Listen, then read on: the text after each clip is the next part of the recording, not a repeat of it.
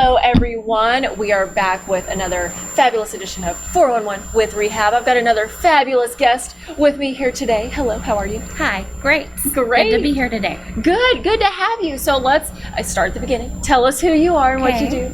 I'm Adrienne Miller. I'm the director of the Hearing Center in San Angelo at West Texas Rehab and also an audiologist. Perfect. So let's kind of break that down, because that's a big title. So let's talk a little bit about what audiologists do. Yes. So we diagnose, evaluate, and treat hearing loss, basically.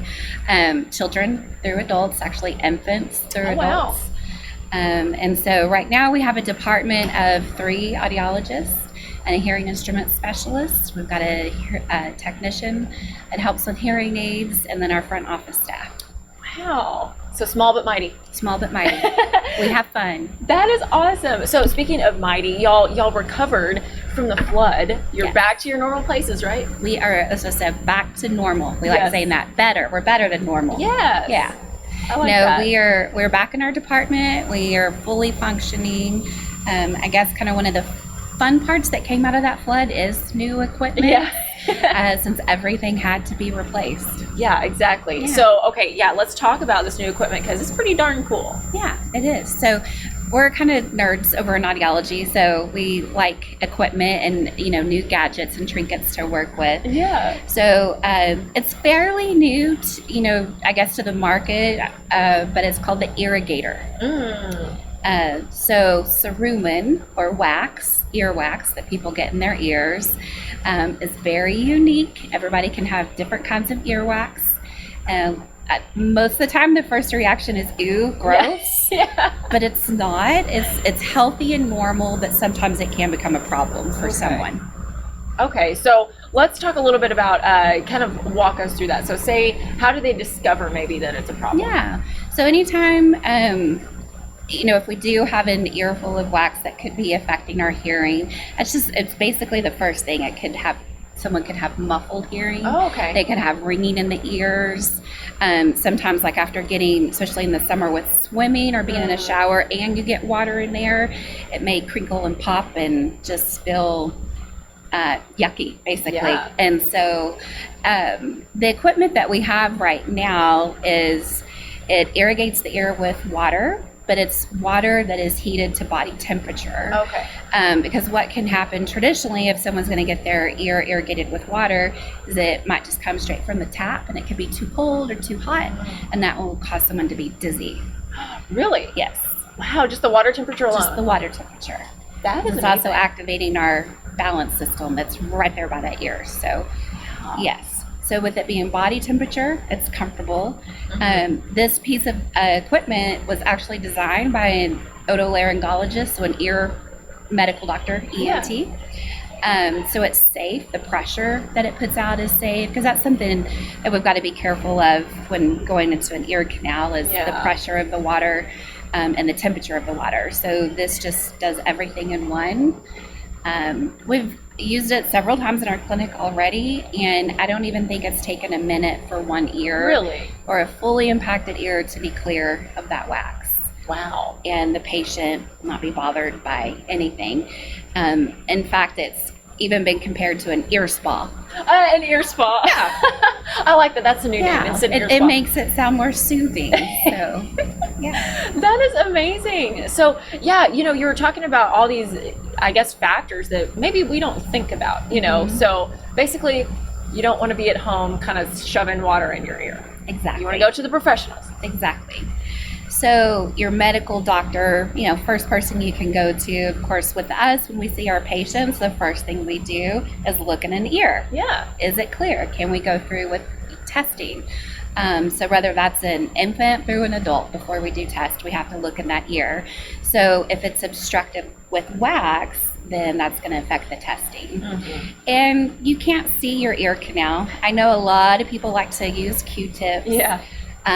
But you can't see your ear canal. You don't really know what's in there. Right. It's easy to abrade the surface of the ear canal, irritate it. Then an infection could develop. Actually, when Q-tips are used, it might just be pushing that wax further down into the ear canal to where then it's right near that eardrum. and can actually feel even worse for that person. Ugh.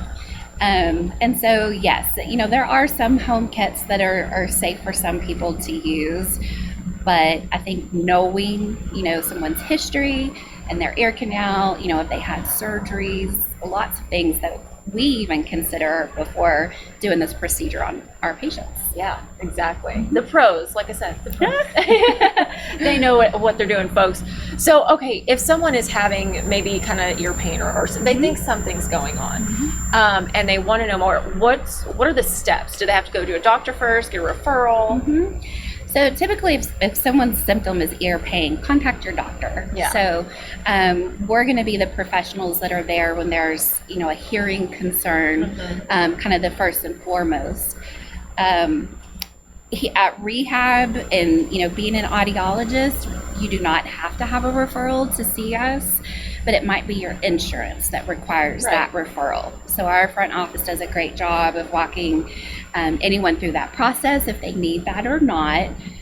The funny thing about ear cleanings and audiologists is it's within our scope. We're trained to do it, but right now Medicare billing and coding does not recognize us performing that procedure. So we walk everyone through the process of kind of what to expect based on what insurance they may have.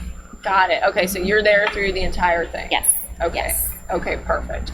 So for folks, I guess this is kind of maybe comforting because maybe they're having some hearing issues, but it could just be some wax. Yeah, it could just be earwax. And while that might not be the most of what we see in our department where that would be the easy fix, it has been. And anything, any kind of debris in an ear, just trying to think of some recently. We've had, there was a welder, so some material from that was starting to build up in his ear. My son, not too long ago, had turf from the track in his ear, and he has had ear surgery, and so we went to the specialist, the ENT, to go have that removed because it was right by his eardrum. Yeah. So things like that, we're not performing a procedure to irrigate that debris out of the ear. Even parts of hearing aids. Like there's a little tiny wax filter, those can accumulate in an ear canal. Wow. And so that's why if you don't have a professional looking in your ear first, you never know exactly what might be in there causing the problem. Yeah. And you don't want to be performing that procedure at home, especially with water or irrigation. Yeah, so always go to the professionals, folks. Good idea. Good idea. Well, perfect. So tell us a little bit more about, I guess, what are some things that, maybe some myths or misconceptions about audiology? Let's see, I'm trying to think of a common one. A lot of times that I think, especially I guess when I got into the field, is some people just thought, oh, you just push a button. Oh. And so people can just like raise their hand or something when they hear the beep. And that's a very small part of the process. But when we think about majority of our patients that come to us, they are maybe isolated. They are cut off from family, from friends. They might be misunderstood. We don't think about with hearing loss, it's not like a broken leg where someone has a brace on and you might know to help them out or know what's going on. It's invisible. You don't see it. So if someone's just sitting there at the end of the table and seeming like they're maybe ignoring everyone, could just very easily be that they're not hearing and understanding that conversation and have maybe even in a way given up on communicating with others. So we see all kinds. Sometimes it is funny, sometimes it's sad, sometimes, everybody has their own story of why they're coming in to get help. Yeah. And sometimes it's not even realized that it is their hearing. Wow. Yeah. Wow. So y'all really are there with them throughout that entire process. And we always talk about this, the tailored care that goes into it. Exactly. And you said it right there, is it's a process. It's not a one-time event where someone's going to come into our office, get a device and walk away and that's that. Right. It's a process to diagnose, to counsel, to go over those expectations that the person has, the family has, that the provider may have. Yeah. And so it's absolutely a process. Yeah.